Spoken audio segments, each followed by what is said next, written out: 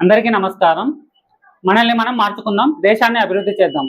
Suryasena charitable trust ఆధ్వర్యంలో సమాజ క్షేమానికి తోడ్పడే పంచరత్నాలలో భాగంగా ఉచిత విద్య, ఉచిత వైద్యం, రైతు సంక్షేమం, యువతకు ఉపాధి, పర్యావరణ పరిరక్షణ అమలు చేయాలని ప్రభుత్వానికి విజ్ఞప్తి చేస్తున్నాము. పంచరత్నాలు అమలు చేస్తే ప్రజలకు ఎంత ఉపయోగకరమో ప్రజలను చైతన్యవంతం చేయడానికి 36వ వార్డులో ఇంటింటికి కరపత్రాలు పంచుతున్నాము.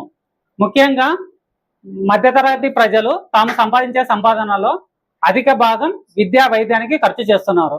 అలాగే దిగువ స్థాయి మధ్యతరగతి ప్రజలు తాము సంపాదించే సంపాదన సరిపోక అప్పులు చేసి మరీ వీటి మీద ఖర్చు చేస్తున్నారు. అందరి ప్రజలకు కార్పొరేట్ స్థాయిలో ఉచిత విద్య, ఉచిత వైద్యం అందిస్తే చాలా మంది జీవితాలలో వెలుగులు నింపిన వాళ్ళు అవుతారు. అలాగే మనం చూసినట్లయితే రైతులు దేశానికి వెన్నెముక అని చెప్తున్నాయి ప్రభుత్వాలు. కానీ రైతుల పరంగా చూస్తే రైతులు పండించిన పంటలకు గిట్టుబాటు ధర కల్పించడంలో కూడా ప్రభుత్వాలు విఫలమవుతున్నాయి. కనుక అలాగే దేశానికి అన్నం పెట్టే రైతన్నలకు 4 మెతుకుల అన్నం కూడా దొరకడం లేదు. కనుక ప్రభుత్వాలు ఇకనైనా మేల్కొని రైతులకు న్యాయం చేయాలని కోరుతున్నాము. రైతులను ఇలాగే నిర్లక్ష్యం చేస్తే ప్రజలతో, విద్యార్థులతో కలిసి ఉద్యమాలు చేయడానికైనా మేము సిద్ధంగా ఉన్నామని మేము మీకు తెలియజేస్తున్నాము. అలాగే దేశానికి, మన దేశంలో యువత ఎక్కువ ఉందని గొప్పగా చెప్పుకుంటున్నారు.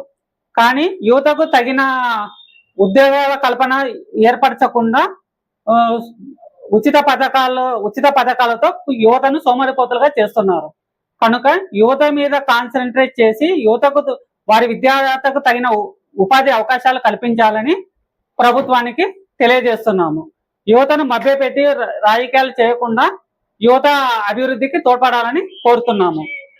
అలాగే పర్యావరణ పరిరక్షణ, మనం ఎంత సంపాదించినా, ఎంత ఉన్నత స్థాయికి వెళ్ళినా పర్యావరణం మీద దృష్టి పెట్టకపోతే భావితరాలకు చాలా ముప్పు ఏర్పడుతుంది. కనుక ప్లాస్టిక్ ను విపరీతంగా వాడేస్తున్నాం, ఉన్న చెట్లను అన్నిటిని నరికివేస్తున్నాం. కనుక మనం చేయాల్సింది మొక్కలను, వీలైనంత వరకు మొక్కలను ఎక్కువగా పెంచి పర్యావరణ సమతుల్యకు అందరం కృషి చేయాలి. అలాగే ప్లాస్టిక్ విపరీతంగా వాడడం వల్ల క్యాన్సర్ బాధితులు రోజు రోజుకు పెరిగిపోతున్నారు. ఇది చాప కింద నీరులా ప్రవహిస్తుంది. కనుక మనము ముఖ్యంగా చేయాల్సింది ప్లాస్టిక్ నిర్మూలన. దీన్ని కూడా మనము షాపులో తిరిగి వాళ్ళను ఇబ్బంది పెట్టే కంటే ఎక్కడైతే మ్యానుఫ్యాక్చరింగ్ యూనిట్స్ ఎక్కడైతే ఉన్నాయో అక్కడే వాటిని నిలిపివేసి ప్లాస్టిక్ ని అరికట్టాలని మేము కోరుతున్నాము. ప్రజలారా ఇకనైనా మేల్కోండి. ఎవరో రావాలి, ఏదో చేయాలని మనం ఆలోచించే కంటే మనలో మనం మార్పు తెచ్చుకొని మనం ఉద్యమించైనా మన హక్కులను మనం కాపాడుకోవాలి.